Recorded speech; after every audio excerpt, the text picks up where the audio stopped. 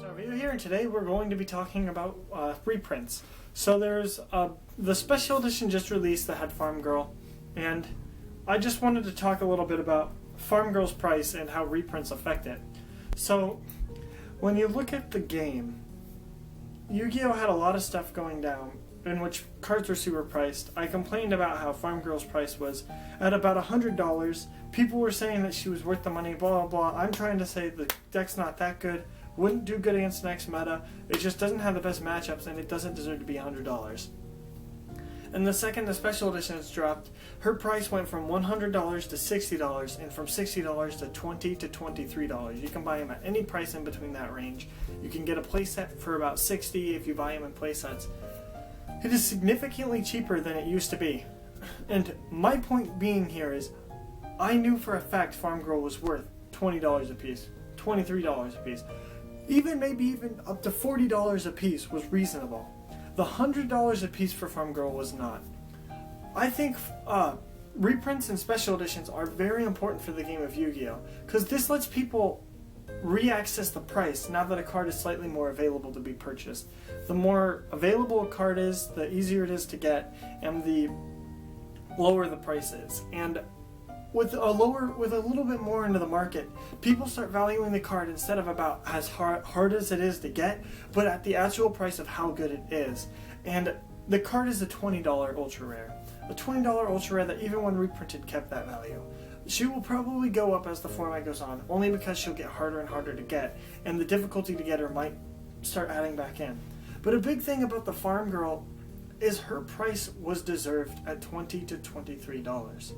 And the deck still tops. The first regional after the PEPE deck and the Magician deck starter deck had all gotten super popular. Let's just take the Iowa regional for example. Like 5 of the tops are Cosmos.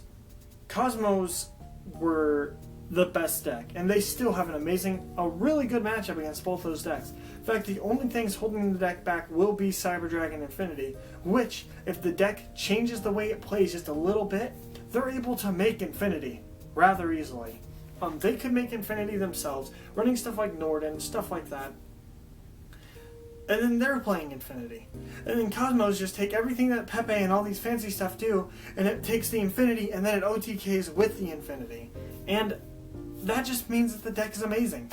The worst secret that's coming out in the next set is probably the Dark Eclipser. And Dark Eclipser is not a bad card. So that should show you what the kind of hype train's going for right now.